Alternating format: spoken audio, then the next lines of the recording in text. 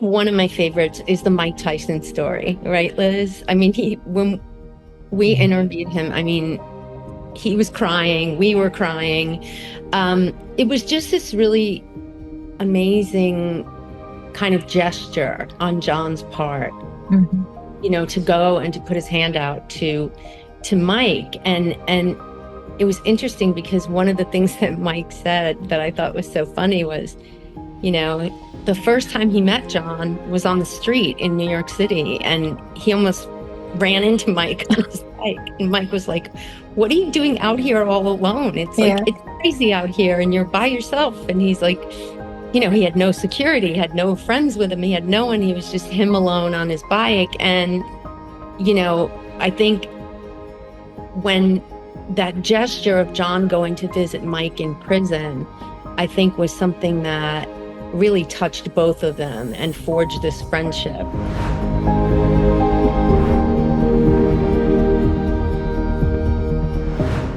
I'm really thrilled to share this conversation with you that I had with RoseMarie and Liz. Such a lovely talk, and it was wonderful to dive back into the life of John F. Kennedy Jr. RoseMarie has been working as his assistant and chief of staff and a PR person for quite a while, so she knows John so well. And after reading the first book, I was so ready to dive into the next book that she brought out together with Liz. So enjoy the conversation and make sure you check in with our show notes as well. And we are back here with the Future Assistant podcast, and it's good to have two incredible ladies here on the other side, and they're going to tell us where they're actually located in a second. But it's an honor to have them here, and we have so much to talk about. A long list of questions are waiting for me. So a very welcome to Liz and RoseMarie. Hello to you. Hi, thank you. Hi, thank you, Diana.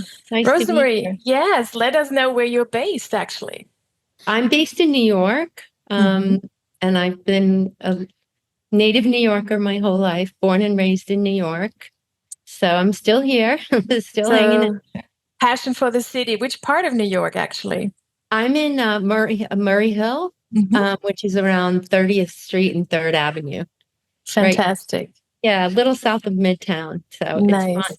And you just told me that the weather's good. So it's the typical nice season. Summer is over. We're heading into the Halloween season. And this means hopefully a blue sky and some sunshine over the Big Apple. Absolutely. And Liz, how about you? Are you in New York as well right now? Or where's home right now? So I live 12 miles north of New York City in a little town called Hastings on the Hudson. Lots of trees. Yes, sounds wonderful. So is this something that you already call upstate New York for those who are maybe not familiar with the area?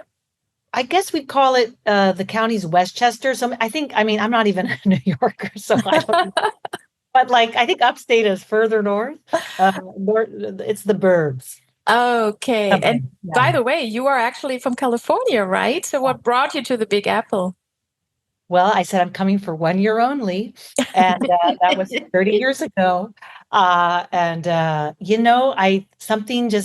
got a job offer from People, and I just thought, you got to try something different. Right. There was no reason not to, and of course, I fell in love with it. But it was not an easy transition. I'll say.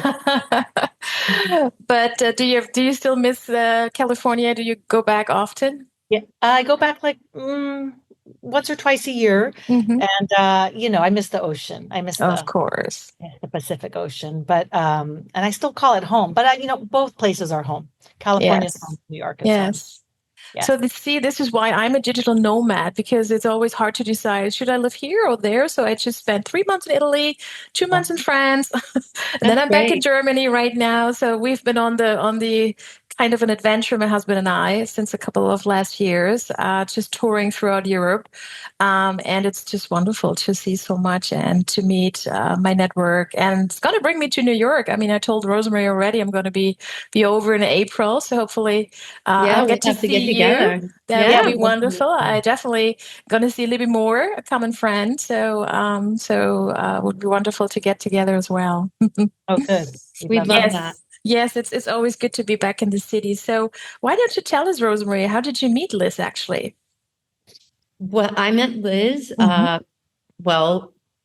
in the beginning, as they say. Liz was reporting on John and Carolyn, and she would call the office and ask for a comment or an interview or request to answer to a question.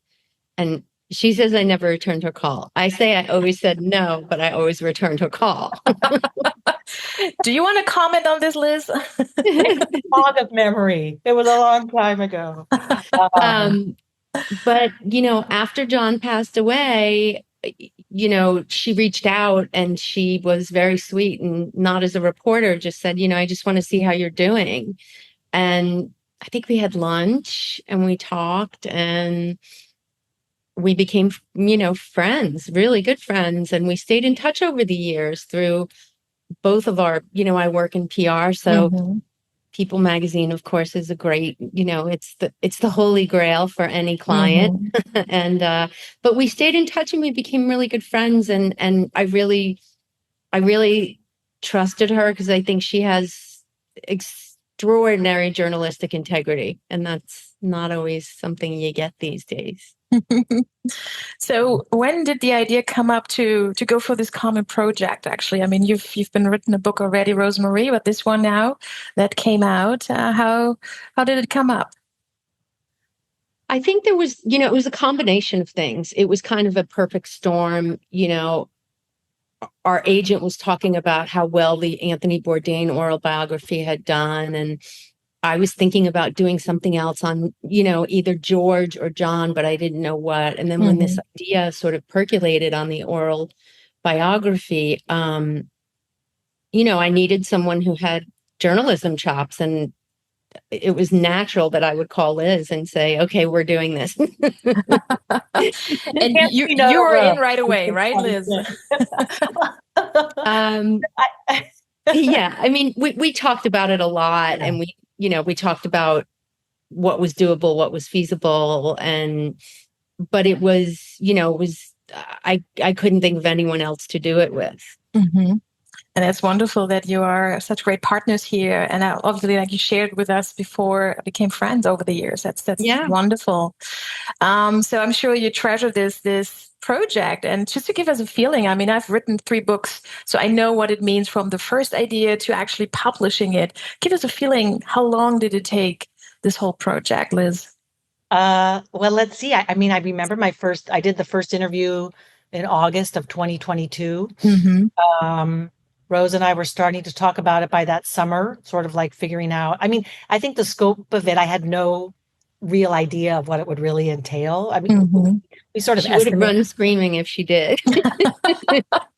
You'd never say yes if you knew what would it entail. But we did like over 200. I'm sure we did. We probably did 250. And so we just started doing the interviews, and right, it was like building. And the interviews weren't, sometimes they were chronologically out of order.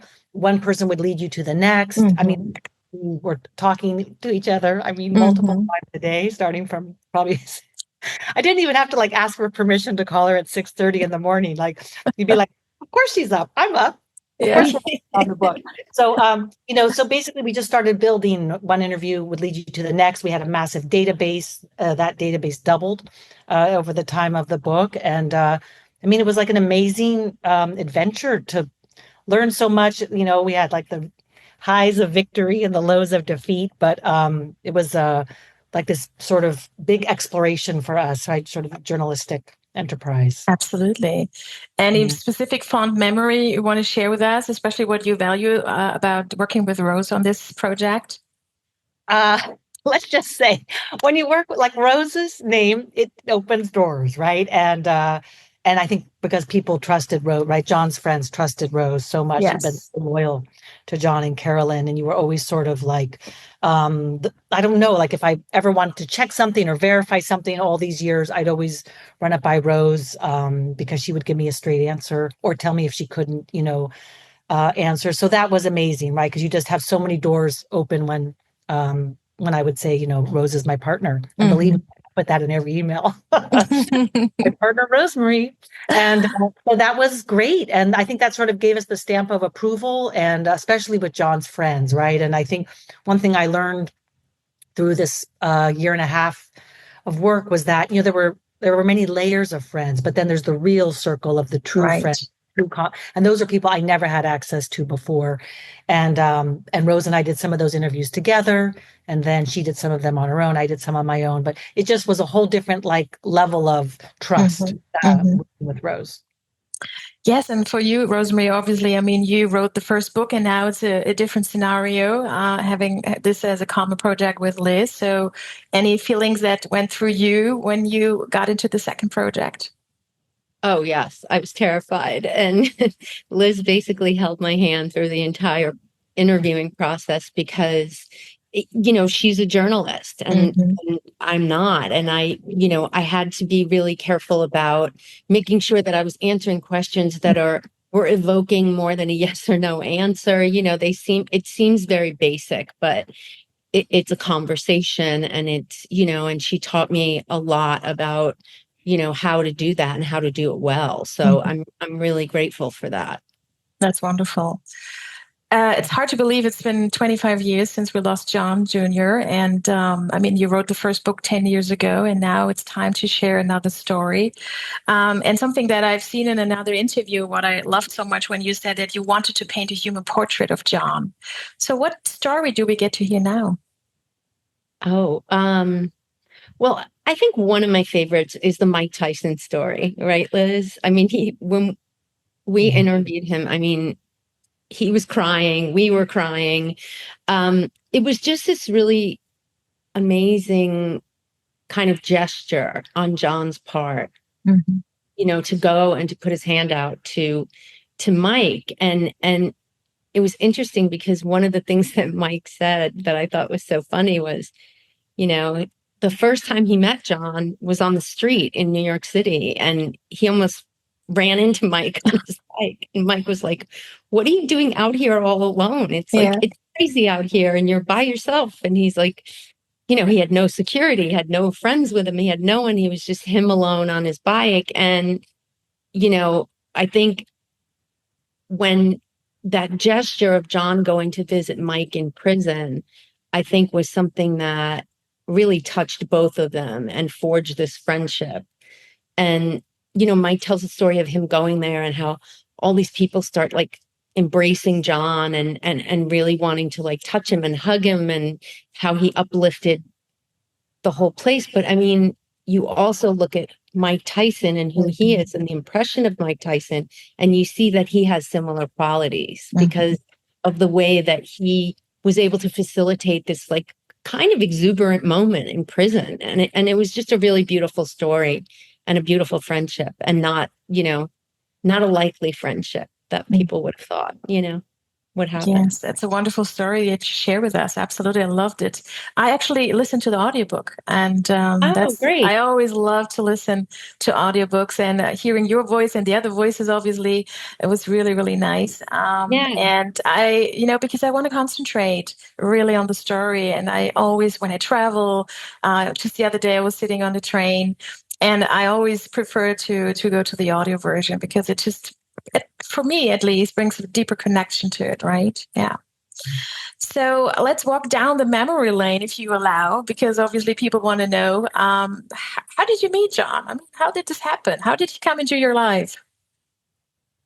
I was working for Michael Berman, who was who had a PR firm at the time in New York City called PR New York, and he had hired me. And 2 years later, he started to sort of covertly start thinking of a business that he wanted to start with John, and they were talking about it, and he would come up to the office once in a while, and we knew they were friends because they were on this board of the same charity, but we had no idea that they were starting a magazine. And slowly he revealed that they were starting this magazine, and I had been working there, I guess, for several months before, and John took over my office. And John had been coming in for several months, I should say.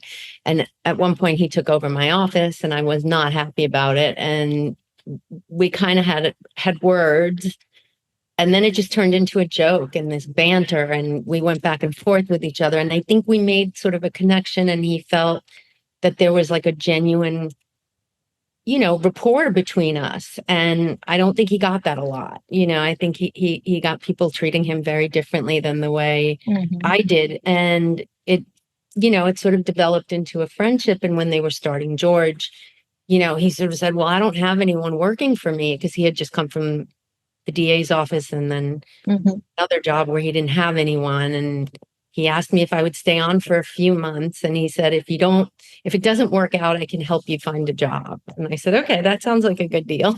So I stayed. Wonderful. And looking at all these years back, of course, he must have taught you a lot. But Yeah. was there any specific fond memory, maybe that was connected to his leadership style?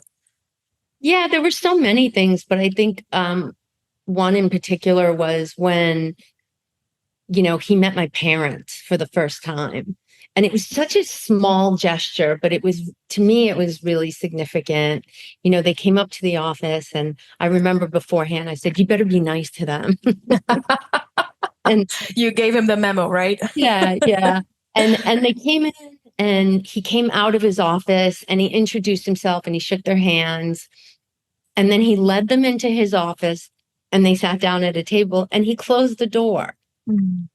And he kind of left me at my desk, like he wanted to have his own moment with them, like a private moment with them. And it really kind of was, to me, it was a gesture like, your parents are important, and it really touched me.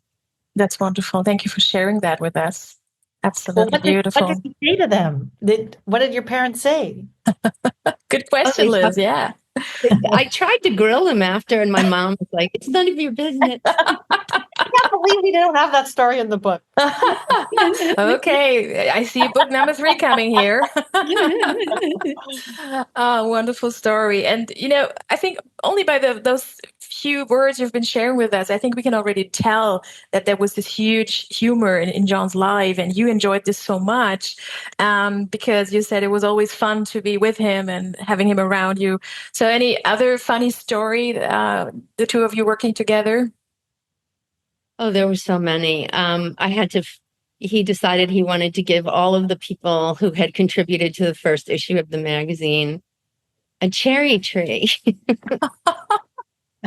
I think there were like 20 people, maybe 30 people in the magazine at that point, and I had to find cherry trees. And because George Washington famously, cut down the cherry tree and all of that.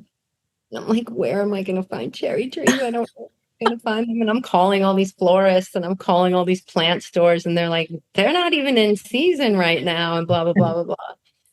And finally he comes to my desk, and he's like, I'm sorry. I said, I don't know where to find a cherry tree. I haven't found the cherry trees yet, but I will find them. And he goes, Michigan.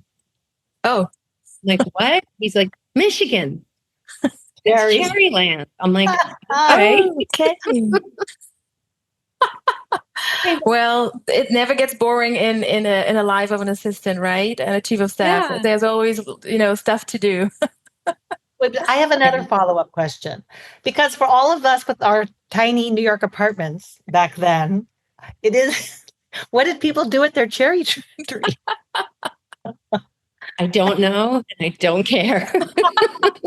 How long did they live? I was going to say, do you think there might be one of those trees out there still, We need to track these trees down. I think we ended up only finding 2, so we gave them one to Cindy Crawford because she was the first cover, and one to someone else.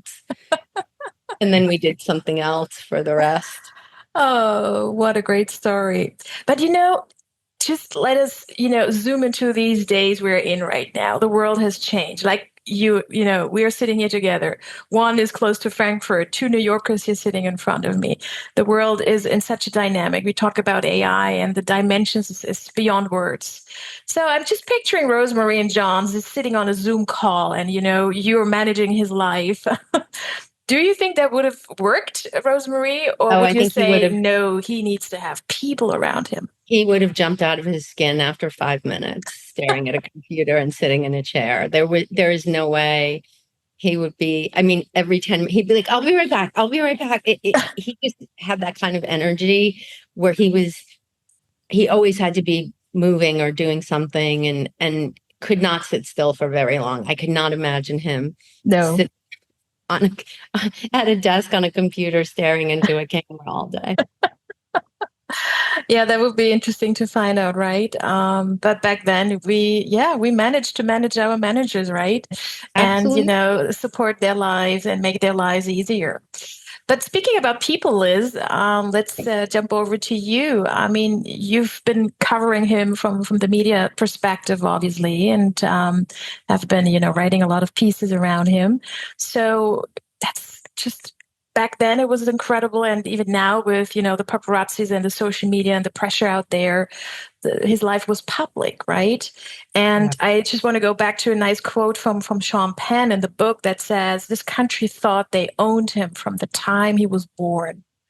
Any thoughts from you? Well, I mean, there was nobody like him. Like even in all the people that I've covered for the past 30 years, everybody knew him. But it was also kind of like there was kind of a layer of you couldn't really like. I guess back then the close circle of friends like I had no access to, right? So I never really. There was one sort of designated friend that I spoke to, John Perry Barlow, in the book, the Grateful Dead lyricist who had been a friend of John's. And he would return my call and give me a riff about John. But there was really no, John's friends certainly weren't returning our calls. And this is like pre-internet. So we used to read, I don't know if you know Page Six, right? Absolutely. That's like Page Six was our gossip page, still is. And because, right, we're not really looking at photos every day the way we are on Instagram or iPhone or anything. So we would read Page Six to find out where John was the night before if they had an item. There was definitely a lot of remove, right, from sort of what we were able to write, but there was always like such like incredible fondness for John. And there's also this great quote that reminded me what Sean said. Mike Tyson says in our interview, Rose, he said something like, "How do you figure out who you are if you belong to almost everybody?" Yes, true. Yes. And there's this sense that everybody has a connection to John, right? We've watched him grow up. And I think maybe because of the way he was, the fact that, you'd be at a red carpet event that he went to and he actually takes off on his bike. Everybody's waiting for the town car and the limousine, and John is out of there first and, down the street. And like, there was nobody, he had this sort of quality of approachability and warmth that I think made us feel, or reporters feel, sort of a special. I mean, I used to see him sometimes rollerblading down the street, like there he is, and then he's gone.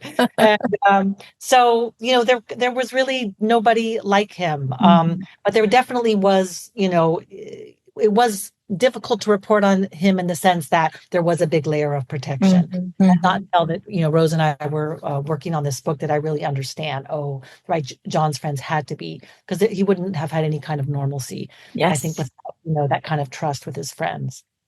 What do you think, RoseMarie, what would John, experience with the media coverage, with the new types of media coverage and social media pressure out there?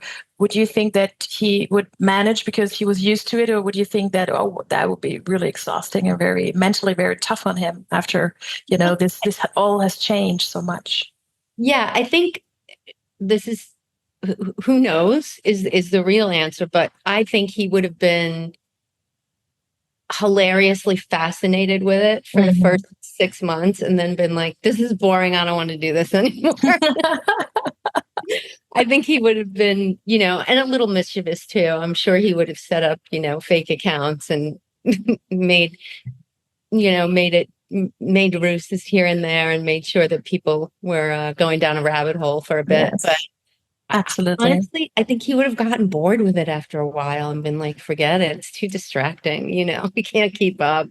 And honestly, I'm saluting those people out there who still have, no social media account because they prefer to be in the real life, right? And, I have my husband is one of these people. Like, you go to that other world, right? I stay here. Yeah. I mean, life continues without the pressure of social media and the pressure of, who's doing that and who's doing it better and who's jumping faster and who's running, whatever. So, but yeah, it would be interesting to find out, right? Kind coming back to a sad moment, of course, in your life when the news came about the plane crash. And I remember Patrick Jeffson has been here on the show as well, talking about the way he got the news from the death of Princess Diana, which he was been working with for quite a long time as a private secretary and chief of staff. So you were actually in John's and Caroline's apartment when the call reached you. Do you want to share the moment with us? I know for sure it was a very emotional moment, but who called you and what was your first thought? Could you really imagine that this happened? No, I mean, it was later at night, maybe around 9:30 or so. And I got a call from Carol Radziwill. And I think when I picked up the phone and said hello, she thought I was Carolyn. And she said, "Oh, thank God you're there." And I said, "Carol, it's Rose." And she was like, "Oh, where are they? Where are they?" And I'm like, "What do you know, I'm kind of like, what are you talking about? Where are they? They're in Hyannis." And she said, "No, they're not." And I said, "Well, maybe they went to the vineyard." She said, "No, they didn't." But I did not have the, "Oh my God, this is a disaster, like something bad happened." I honestly just thought they went somewhere else. They decided not to go. They went out to dinner, something like that.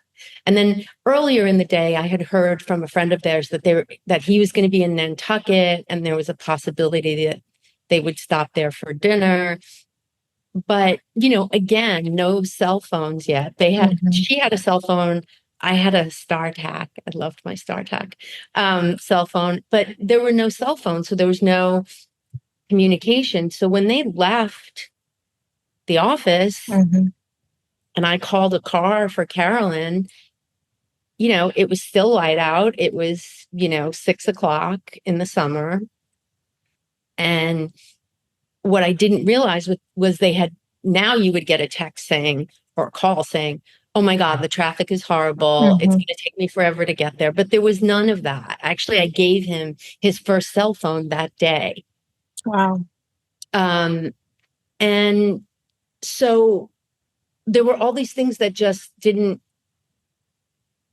register with me that this was, that this had happened, because there were so many what ifs and there was no way to really find out. So I thought, could have gone somewhere else, could have gone to Nantucket, could have decided to stay in the city with friends, because there was no way to find out other than, from the airport. And then, as it started to unfold, obviously, we all know what happened. But I think the first time, which is a long time later, the next morning, it was like 8:00 in the morning, and I called Matt Berman, and he was the creative director at George, and he was going to LA to shoot the cover with Rob Lowe. And I was trying to get him not to get on the plane because I was terrified and I didn't want him to be, blindsided. And he finally picked up, and I said, don't get on the plane to LA. You should reschedule that shoot because John's plane is missing. And he just said, "This is going to be terrible." And that was the first time that I kind of was like, "What are you talking about?" Even all those hours later, it just still hadn't, it was just unimaginable to me.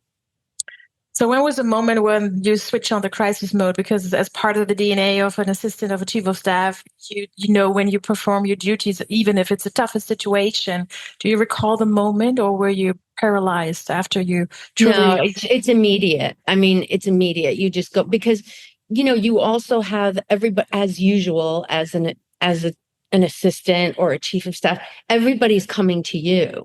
So you're trying to make everyone else, right, calm and stable and not panic. So you kind of push it all down and say, her mom, I was trying to keep Carolyn's mom from panicking, and her sister, and both families and friends, and then coordinating, like, who's coming to the apartment? Do I leave the apartment? What do we do in the apartment? All these things, and also still trying to get the right people on the phone who could give us some answers. So all of that's going on at the same time.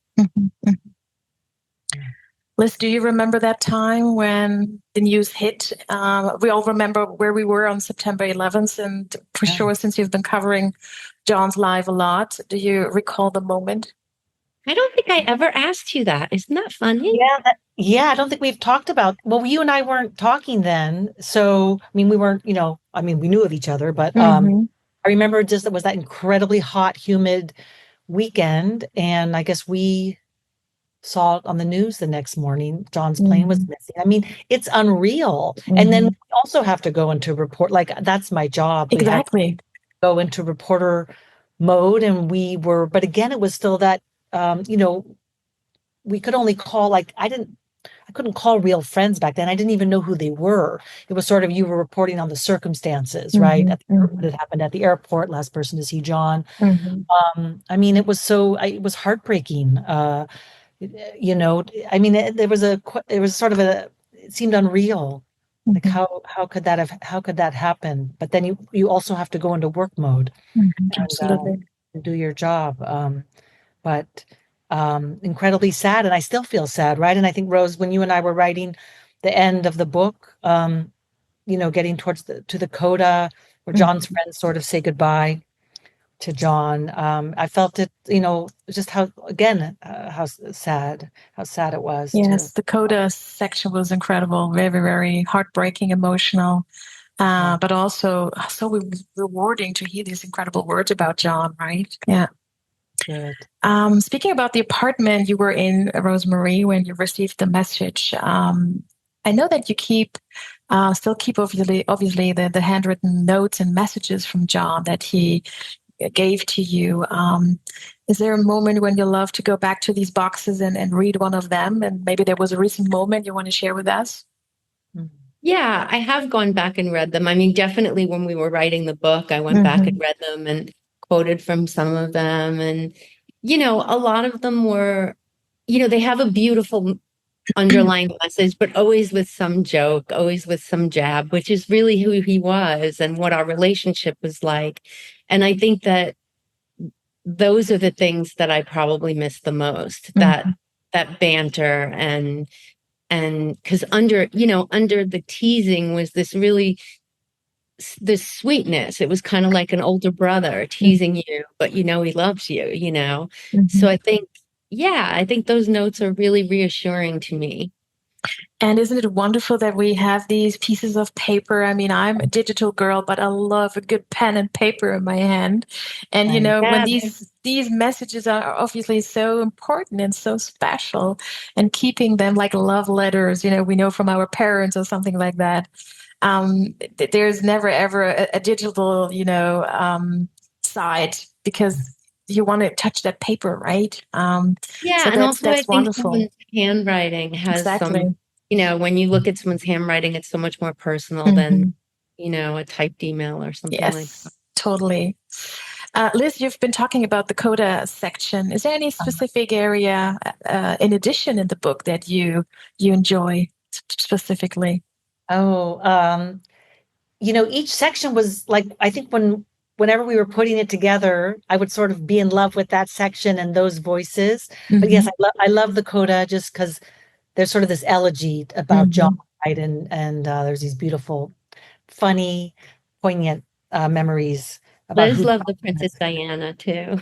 I love, Hmm. well, two more. So I love Princess Diana because, especially as a reporter, you're like, wait a minute, the two most famous people are meeting in the world, uh I guess at that point 20 blocks north of where I work, and the world has no idea that this is happening.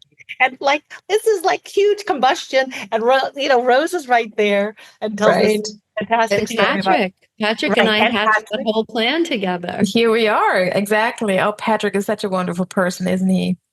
So that was amazing. And the other part I loved was when Rose is trying on clothes at Carolyn's apartment. So, Mhm. and when Rose said that Carolyn's apartment was messy, I'm like, my heart, I am like so happy right now because I'm a messy girl and my apartment I have clothes everywhere.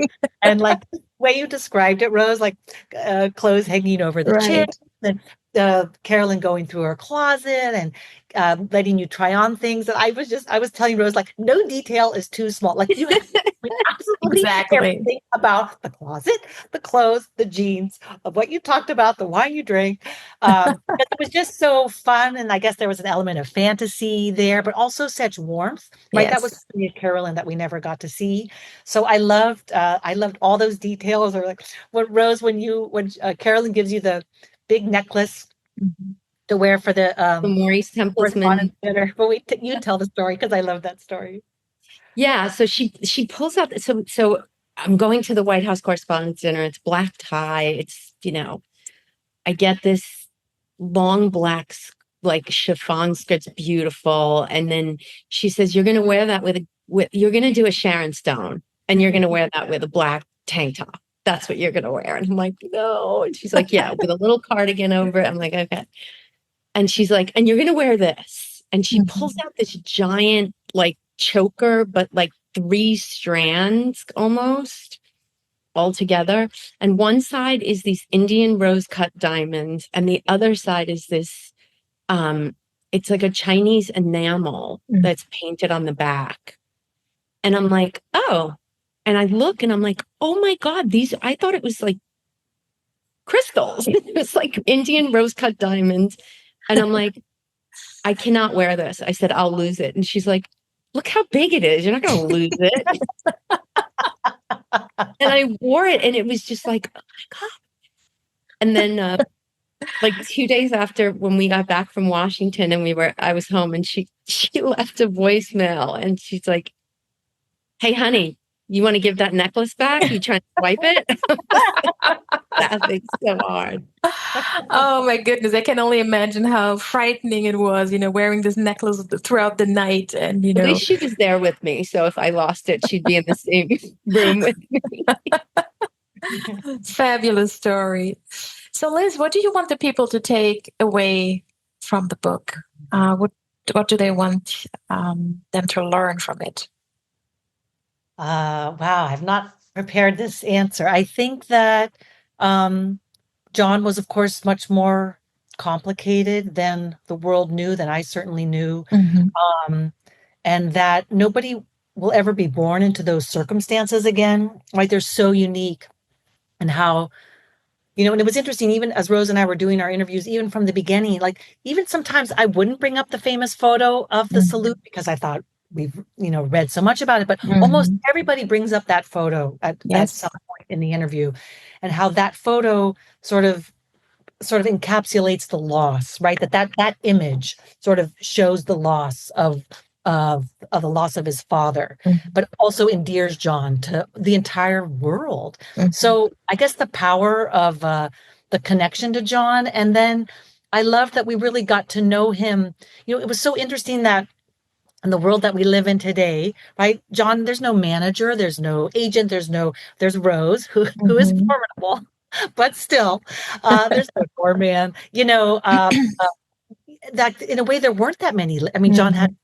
friends who were very protective of him, but John was out there. Mhm. He was part of New York, and there was a funny story that we didn't put in the book. We didn't have room for it, but it was his trainer, Ken John, from La Palestra gym, who would talk about, they would go biking in Central Park.